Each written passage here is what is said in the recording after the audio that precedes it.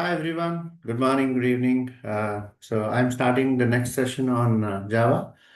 So this session covers, I think, the continuation on for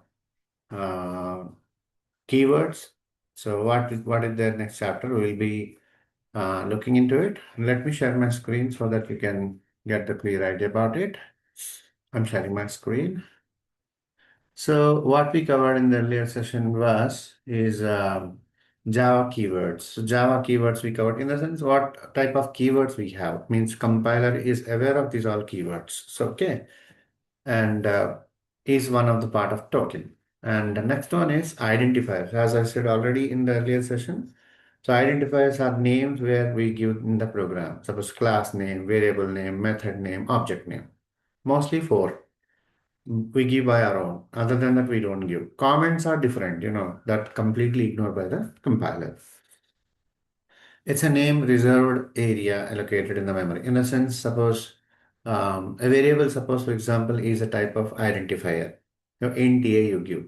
So A is having a such memory which will allocate in the system so that uh, there is a space, 32 bits space is going to allocate for one particular variable. So like that, um, it's a type of variable. Variable name is an identifier, which we give A, B, C, or maybe num or X, whatever it is, any name which we can give in a lowercase. So please keep in mind that Java is a case sensitive language. We will not be able to write upper, lower, lower, upper in way. So in which way it is defined? For example, here, so these keywords you see, int lowercase, int only supposed to give.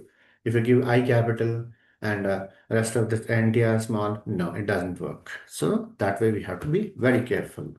So next one is identifier as I said. As I said, we usually give class name, method name, object name, and variable name. So these names we give by our own. So illegal means means invalid identifiers are suppose it must be start with a alphabet. So one sum, suppose here you see this one sum, it's an invalid.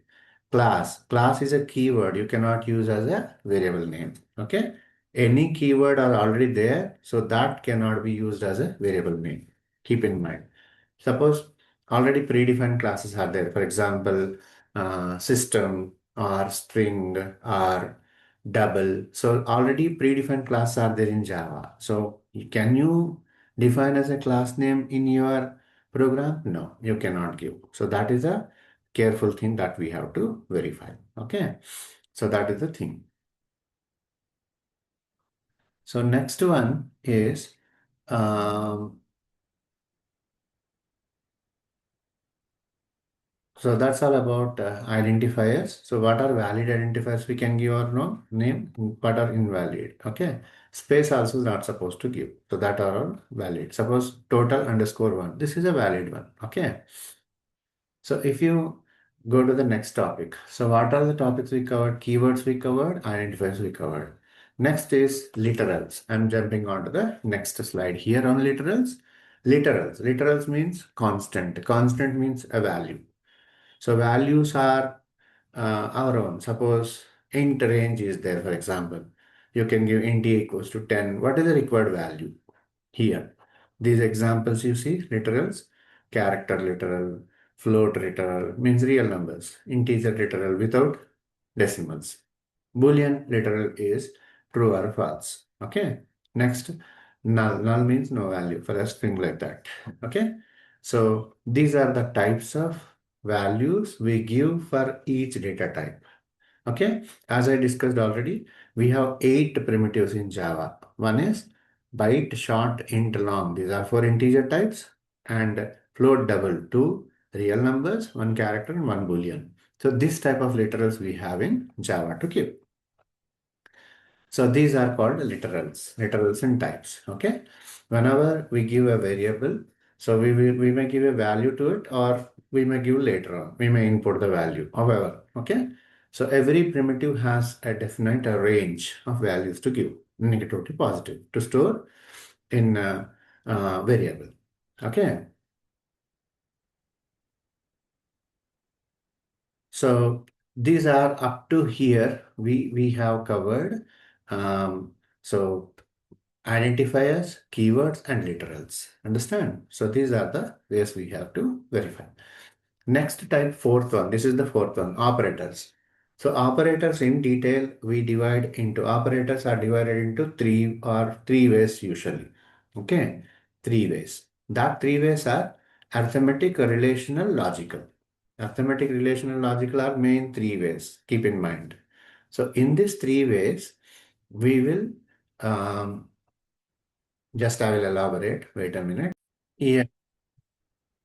Yes. So the thing is, what I mentioned is, so these three types of operators, operators are of three types: arithmetic, relational, logical.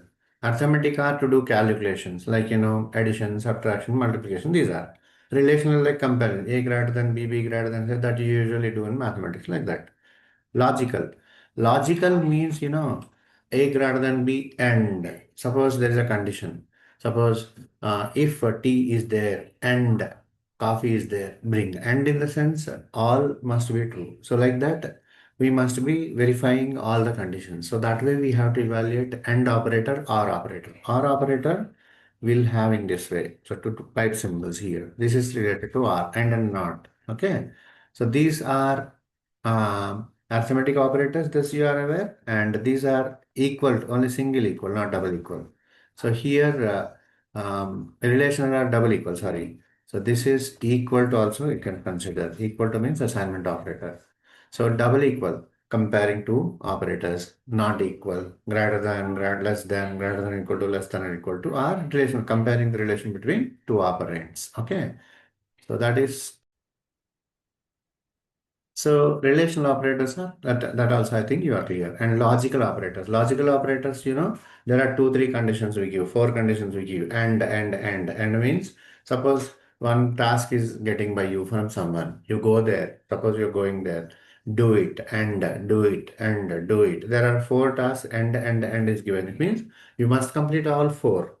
So or, for example, you go there, get that or means anyone. So like that in programming also we give with AND operator and OR operator based on the need and not in the sense if it is returning a true, if you keep not opposite. So like that logical operator.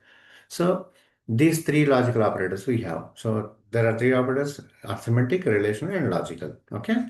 So that way we have to evaluate. In arithmetic, we have three more operators. So what are those? So these three more operators are related to arithmetic. So let me insert one more line here. Um,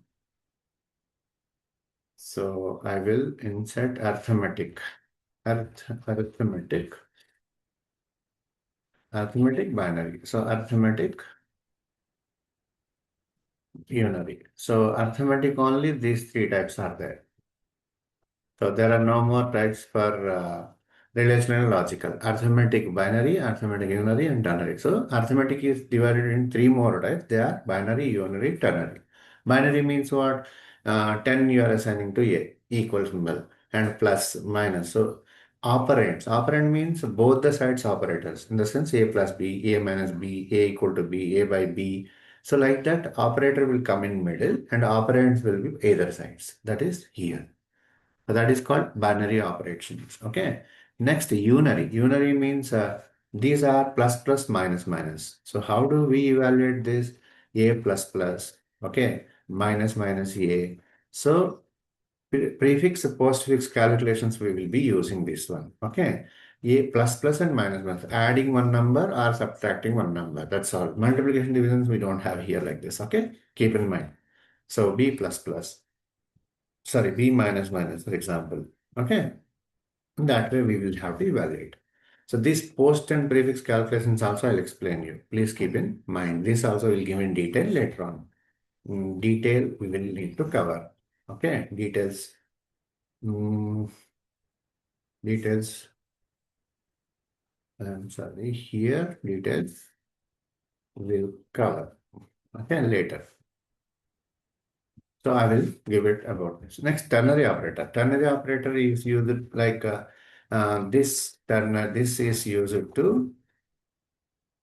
this is used to assign a value to a variable. Means, suppose int a equals to 10 you give. Directly you will assign a value to a variable. So instead of that, you will directly assign assignment like in a equal to 10 you give. 10 is given to variable a. Instead of that, if so and so condition and a equal to 10. Like that conditionally to assign a value to a variable, ternary operator is used. How this also will be covering in detail. Will be covering in detail. Okay, I will be giving it this also in detail for sure in further sessions. So we'll keep one session for ternary operator, like that one session will divide. So these are operators. So three operators main, and in arithmetic, three more types. So that's all. There are no more operators in any language. Either you think through a C language or like that, think through C++ or Python. So Java are basically this. And in a similar way, you can understand the other language also that way. Okay. See, languages almost all same, but only the keywords, the type means the way of programming is different. Okay, that only you have to think through. So that's all about this one and separators and comments. Separators and comments. Separators means, every statement you will end with semicolon. That's one separator. And comma. Comma means A, comma, B. Like int A, comma, B. That already we covered. Separating statements. Like every method. So in Java, we have blocking statements. In C also same. Like one method, you will start braces and close braces. Okay. So that way you will evaluate. So that way, this curly braces will be used. This is for code blocking. One if condition block, loop block, method block, constructor block, like that will be there in Java. Okay. Next, method calls. Method calls in the sense, these are used for mostly parameter list actually. This is called parameters. We will be use parameter list. So that way it is used. For and arrays. Arrays in the sense, we will give square braces to define the indexes. For example, whenever you create an array. So for what purpose we create? Suppose int a of equals to new int 10, for example. Okay, this square braces will be used. Okay, these are also separators, treated as separators. That's all. These are the separators. And one more separator is there, that is uh, plus separator. We will use in system.out.println. That also we will cover later. Okay, plus separator. That also keep in mind. So that is about separators, and I'll be going for comments. Comments in the sense in program, as I mentioned above, comments will be specified in the program. Like these comments will be ignored by the compiler. Compiler will not read. Either you write your name or for what purpose you're writing program, so and so purpose you're writing. You use general English. Understand? You give in the code. So that what happens is it is not going to ask for any corrections or anything. Compiler will ignore this statement. That also we will see in any program. I'll write and show you one of the sample program right after this session, so that next session I'll be showing you so that you will understand. Okay. Um, so I will show you. These all whatever I covered so far. One sample program I will show you so that you will understand in which way you are framing with. So I don't jump directly on the next theory topic. Now I will write a program and show you and how it will be there. The next we will go into the data types in detail. Okay.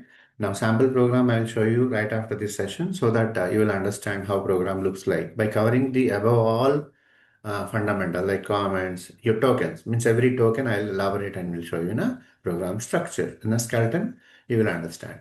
I'll be stopping this session here and I will give you a sample program so that you will understand the theory and program that way. Okay. Thank you all for joining the session and we'll continue with the next session. Do subscribe and share and this is helpful for most basic programming for the students. Okay. Thank you all.